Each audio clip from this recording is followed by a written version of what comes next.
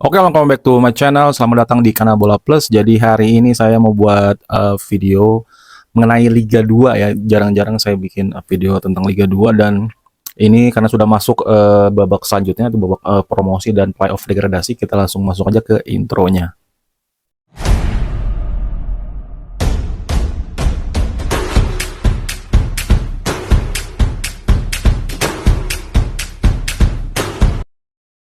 Ya, seperti yang teman-teman sudah tahu juga, ini jadi Liga 2 ini terdiri dari 26 tim ya, 26 tim dibagi 3 wilayah, A, B, C atau Barat, Tengah, Timur, mungkin saya nggak tahu namanya. Jadi sekarang ini sudah memasuki menyelesaikan di babak grup wilayahnya, jadi sudah mendapatkan masing-masing hasil 8 besar, tiga tim dari grup A dan B perwakilannya, dan dari grup C atau grup Timur ini 2 peserta karena pesertanya ada 8, yang lain ada 9. Nah, jadi 8 besar ini sudah ditentukan juga undiannya, jadi sudah tidak ada lagi protes-protes dari pihak-pihak lain karena sudah dikocok undiannya sebelum mulai liga juga. Dan kita dapatkan dari grup A atau grup Barat ini yang lolos adalah Persiraja, Banda Aceh, terus PSKC Cimahi, dan PSPS Pekanbaru. Dari grup B atau grup tengah muncul nama Bayangkara FC, terus ada PSIM Jogja dan Persijap Jepara. Dan di grup terakhir, grup Timur atau grup C ini yang lolos adalah Persela Lamongan dan Deltras Sidoarjo yang baru saja diputuskan untuk lolos setelah sebelumnya ada insiden pertandingan terakhir antara Deltras dan Persibo Bojonegoro ya, yang berakhir ricuh pada saat gol penyeimbang dari Persibo Bojonegoro, dan hasil akhir dari Komdis ditentukan bahwa golnya tidak sah dan tetap dilanjutkan di menit 92 atau 94 ya. Dan setelah lama hampir seminggu keputusan didapatkan, dan pada saat pertandingan akan dilaksanakan Persibo Bojonegoro sudah datang dan tapi tidak bermain dan melakukan walkout. Jadi akhirnya pertandingan dimenangkan oleh Deltras Sidoarjo dan akhirnya menjadi wakil terakhir dari grup C. Nah, terus 8 besar ini sudah juga dimunculkan grup 8 besarnya. 8 besar ini 8 tim dibagi 2 grup. Di grup yang saya bilang X ini terdiri dari PSPS Pekanbaru, PSIM Yogyakarta, Deltras Sidoarjo, dan juga Persiraja Banda Aceh. Sedangkan di grup Y ada Bayangkara FC, Persela Lamongan, PSKC Cimahi, dan Persijap Jepara. Nah, ini informasi yang saya tahu, ini aturan mainnya adalah tidak ada semifinal, jadi masing-masing juara grup otomatis lolos atau promosi ke Liga 1 musim depan, dan masing-masing runner up akan memperebutkan 1 tiket untuk lolos terakhir, jadi tim ketiga yang lolos ke kasta teratas atau Liga 1 musim depan. Jadi dari komposisi timnya ini sekilas saya lihat ada keseimbangan ya. Jadi di grup X ini kita lihat ada PSPS Pekanbaru, PSIM Jogja, Deltras Sidoarjo, dan Persiraja Banda Aceh. Kurang lebih ini kekuatannya hampir sama, meskipun kita lihat hasil di babak grup kemarin sebelumnya Persiraja Banda Aceh mungkin lebih agak superior ya di grup A, karena jarak poin antara Persiraja peringkat 1 dan peringkat 2 PSKC Cimahi lumayan jauh, dan sedangkan PSIM juga lumayan bagus, ada strikernya yang lumayan produktif. PSPS Pekanbaru juga sudah mulai ini ya, tren positif ya, kayaknya apakah akan kembali lagi ke kasta teratas seperti zaman dulu ya, zaman era ada The Dream Team, Kurniawan Dwi Yulianto, Aples Tecuari, Bima Sakti juga. Dan di grup Y ini ada Bayangkara FC, Persela Lamongan, PSKC Cimahi, dan Persijap Jepara. Dilihat dari komposisi grup dan skuad dari masing-masing tim sih, saya melihat yang lebih diunggulkan mungkin Bayangkara FC dengan sangat daya di grup sebelumnya, juga dengan Persela Lamongan ya. Tapi ini saya melihat PSKC Cimahi dan Jepara mungkin menjadi salah satu kuda hitam ya. Tapi sejauh ini PSKC Cimahi juga mengejutkan, karena saya lihat sepak terjang musim lalu pun pada saat di subgrup atau di grup awal dia ada di papan bawah. Tapi pada saat playoff degradasi dia akhirnya selamat, survive, dan bertahan. Dan mengejutkan yang musim ini bahkan dia jadi lolos ke babak playoff promosi. Jadi ada kans dari yang musim lalu hampir degradasi, sekarang ada hampir promosi. Dan ini kalau memang bisa lolos, ini di luar dugaan, tapi saya sih ini grup Y ini sih kans terbesarnya lolos mungkin Bayangkara FC ya, karena banyak ex pemain Liga 1 yang masih dipertahankan oleh Bayangkara FC. Plus dia ada penyerang mantan penyerang timnas dan juga dari Bali United ya, ada Ilya Spasojevic, dan masih ada Dendi Sulistiawan juga timnas Indonesia ya. Mungkin kans kuat berikutnya ada Persela Lamongan dan PSKC, tapi saya juga nggak memungkiri bahwa mungkin Persija bisa jadi kuda hitam berikutnya juga ya. Dah. Terus untuk babak playoff degradasi juga kita mendapatkan 4 grup juga, 4 grup, ada jadi grup H dan I ini ada 4 tim masing-masing.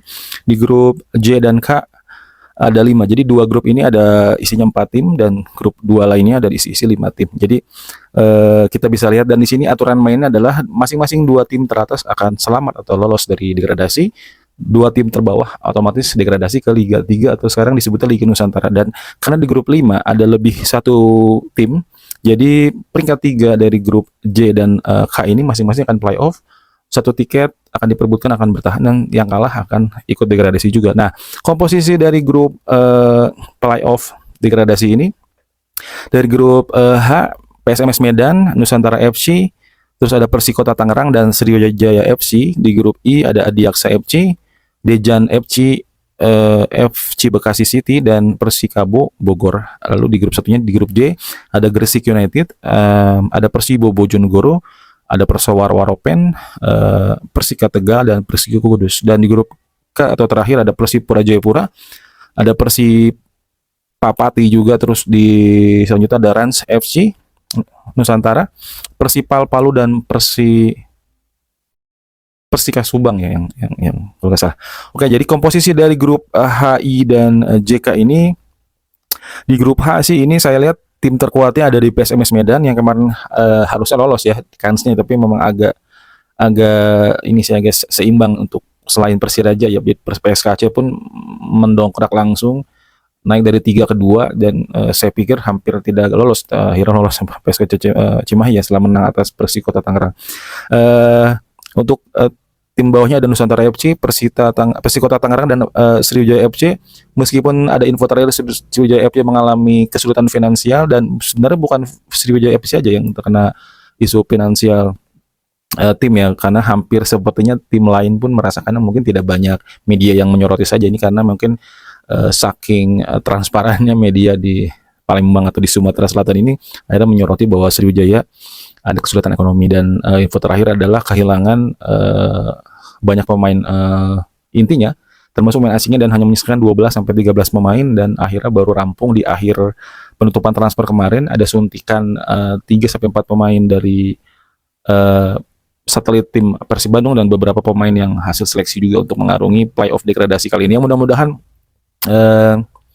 teratasi masalah problem finansialnya dan bisa fight di babak playoff degradasi ini. Dan kita punya nama lain Persikota Tangerang dan juga Nusantara FC, klub yang saya bilang ini agak baru. Saya tahunya entah ini merger dari klub mana atau akuisisi dari klub mana, tapi yang saya lihat ini Nusantara FC ini aktifnya di bursa transfer pemain. Banyak pemain yang abroad secara on-loan atau pinjaman ya ke klub luar negeri, tapi untuk timnya sendiri sangat mengandalkan pemain-pemain muda. Yang mudah-mudahan yang terbaik buat Nusantara FC juga, termasuk Persikota. Di grup I ada Adiaksa FC, klub yang baru promosi musim lalu. Terus ada Dejan FC juga, dan FC Bekasi City, dan Persikabo Bogor yang musim lalu terdegradasi dari Liga 1. Dari grup ini agak seimbang semuanya. Adiaksa FC, Dejan FC ini klub-klub baru yang baru muncul kemarin. Sedangkan Bekasi City atau FC Bekasi ini sudah banyak yang tahu juga, ini adalah klub salah satu YouTuber atau selebgram atau konten kreator yang kita sudah kenal juga. Masih belum bisa beranjak dari kasta di bawahnya nih untuk naik ke kasta teratas. Persikabo juga belum membaik setelah pasca degradasi dari Liga 1 kemarin.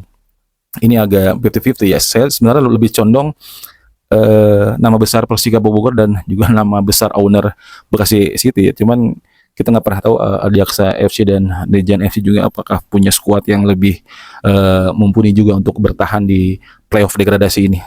Saya nggak lihat kemungkinan apakah yang ada kans terbesar untuk lolos di atas kertas ya, tapi ini mungkin rata ya. Beda dengan saya lihat di grup H sebelumnya, PSMS Medan agak sedikit lebih kuat dibanding 3 pesaingnya. Kita lanjut ke grup J. Grup J ini ada Gresik United, Persibo Bojonegoro, Persowar Waropen, Persika Tegal, dan Persiku Kudus. Dilihat dari komposisi grup ini, saya lebih menjagokan Persibo Bojonegoro yang kemarin harusnya lolos, gagal di pertandingan terakhir, dan ada sempat insiden yang akhirnya mereka merelakan tiket yang hampir membuat mereka lolos untuk playoff promosi ya. Dan sepertinya Persibo masih jadi yang terkuat di grup ini, sementara Persowar Waropen kemarin juga diisu terkendala telat gaji pemainnya, jadi seperti ini mungkin jadi kekurangan atau persiapan dari tim tersebut juga ya. Persowar Waropen adalah satu dari 2 tim Papua yang ada di Liga 2 ya. Kita nggak berharap lebih, tapi mudah-mudahan Persowar Waropen bisa bertahan. Ada Persika Tegal dan Persiku Kudus dan Gresik United. Ketiganya ini lumayan seimbang, saya nggak bisa lihat di mana yang jauh, tapi Gresik United juga kemarin lumayan bagus juga ya. Yang mudah-mudahan bisa survive semua. Ini dari grup ini 2 tim otomatis degradasi terbawa, dan 1 tim peringkat 3 pun ini nggak otomatis aman, jadi harus nunggu playoff melawan peringkat 3 dari grup K ya. Di grup K masuk ada Persipura Jayapura, Persipa Pati, Rans Nusantara, dan Persipal Palu, juga ada Persika Subang ya.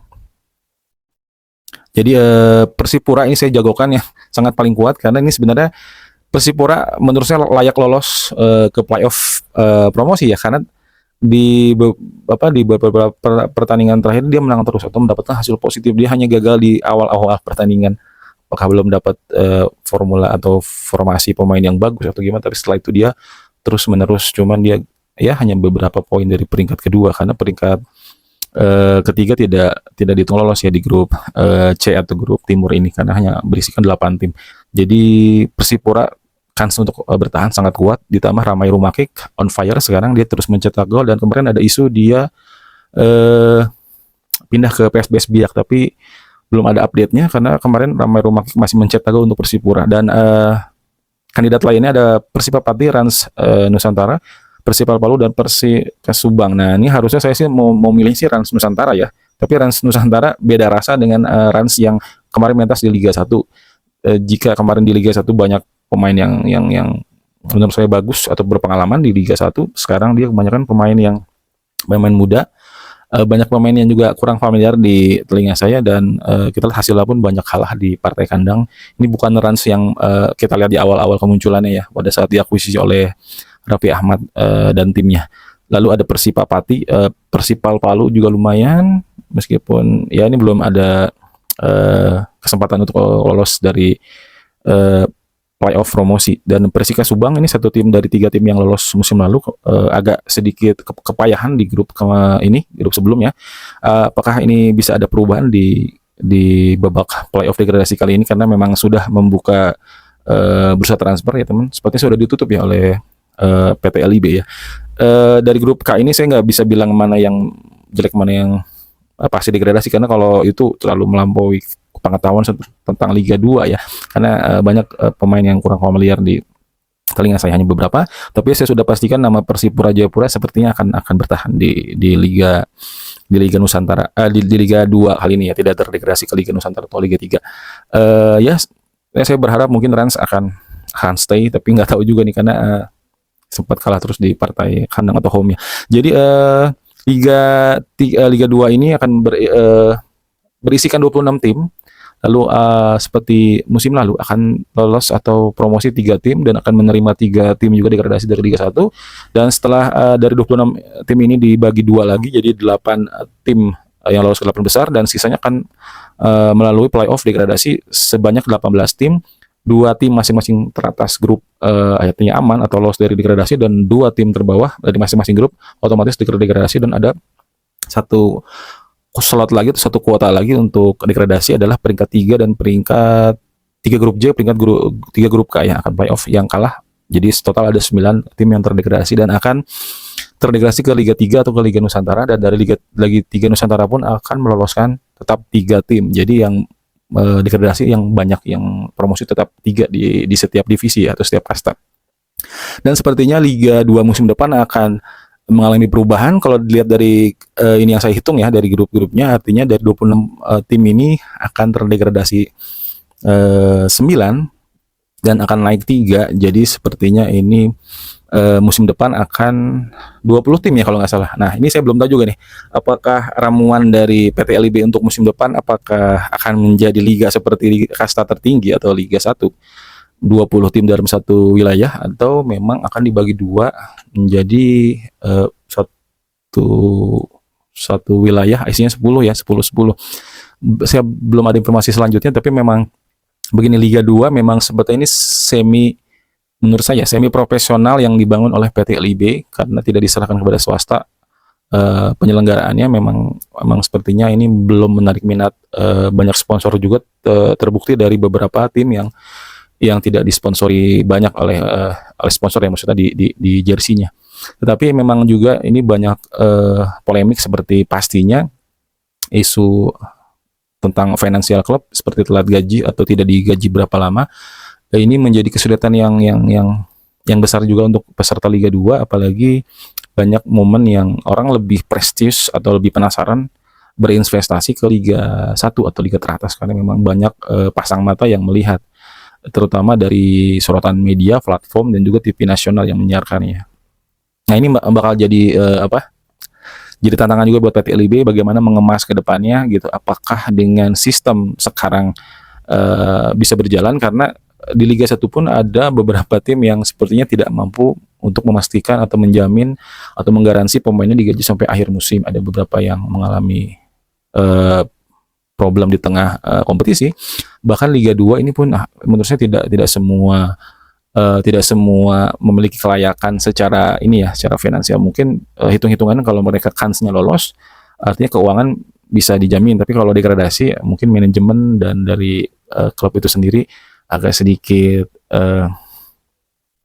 memutar otak lagi karena memang tidak ada kans untuk peluang untuk lolos promosi. Nah, ini yang harus jadi perhatian dari PT LIB ya, bagaimana nanti mengemas Liga 2 ke depannya, apakah tetap seperti ini atau punya terobosan lagi nih. Apakah saya sih sebenarnya setuju untuk satu wilayah ya seperti Liga 1, tapi kayaknya beberapa faktor finansial keuangan artinya memaksa mereka seperti nggak banyak pertandingan yang harus dilakukan, meskipun ya kontrak pemain pun harus jadi jaminan, karena ya sebenarnya ini kalau Liga 2 nggak banyak terhitung kontraknya ya, karena mungkin ini lamanya sih di pertandingannya karena ada babak pertama ya wilayah, lalu ada subgrup lagi untuk lolos, dan menurut saya juga ini terlalu membuang-buang waktu sih. Ada yang bilang, ada yang mengkritik juga ini terlalu berlebihan PT LIB untuk melaksanakan playoff degradasi dengan banyaknya tim gitu. Harusnya memang katanya dipastikan aja di grup kemarin sebelumnya gitu, maksudnya 2 terbawah degradasi atau 1 terbawah degradasi baru playoff, sisanya di peringkat 2 terakhir gitu misalkan. Jadi tidak usah banyak jadi pikiran klub lagi nih yang peringkat 4, 5 di grup A dan B, atau mungkin peringkat 3 dan peringkat 4 di grup C. Jadi tidak tenang juga, meskipun main bagus artinya di grup tidak jadi jaminan untuk lolos degradasi. Sedangkan ada kebalikannya, Anda babak belur di babak grup awal itu nggak ada masalah karena nggak langsung degradasi. Anda harus bangkit pada saat playoff degradasi. Ini menurut saya nggak bagus, jadi nggak fair juga untuk yang fight di awal tapi ada perubahan regulasi atau perubahan bursa transfer lagi ada playoff degradasi, jadi semua dimulai dari nol. Jadi pada perbedaan sangat jauh gitu, seperti yang kejadian musim lalu dan musim ini. Yang tadi saya bilang, musim lalu PSKC Cimahi dan juga Persiba Balikpapan ya ada di papan bawah dan tidak atau jarak poin sangat jauh lah gitu. Untungnya PSKS Cimahi berbenah pada saat bursa transfer dan akhirnya bisa lolos dari degradasi, sedangkan Persiba Balikpapan tidak kunjung membaik dan akhirnya harus merelakan timnya turun ke kasta terbawah. Dan sekarang seperti saya lihat dialami di Persika Subang ya, sangat jauh sekali poin dengan tim teratasnya. Tapi ya mudah-mudahan ada perubahan juga nanti di babak playoff degradasi. Untuk 8 tim yang tadi memperebutkan 3 tiket ke promosi degradasi, yang mudah-mudahan, kalau saya sih pribadi berharap nama besar kembali muncul ke permukaan atau ke Liga 1 agar ini kembali ramai lagi ya, nama-nama besar. Tapi kalau memang ada tim kejutan yang lolos, dan itu artinya tim tersebut membuat sejarah, dan mudah-mudahan tidak cuma numpang lewat saja dengan biaya atau budget anggaran seadanya dan hanya promosi dan untuk kemudian degradasi lagi. Karena emang sekelas klub-klub kaya pun seperti musim lalu ada Dewa United, ada Rans Nusantara ya, harusnya terdegradasi di musim sebelumnya 2022 dan 2023 ya, tapi karena ada jaminan atau garansi tidak ada degradasi, artinya mereka bertahan, dan yang lolos Dewa United, Rans akhirnya memang degradasi. Dan ini dia, jadi untuk lolos ke Liga 1 pun buahnya di sekedar budget yang besar, tapi memang harus super besar karena banyak kita harus mencapai target bertahan papan tengah atau nanti sampai besar ke papan atas. Terima kasih sudah menonton video saya. Salam olahraga.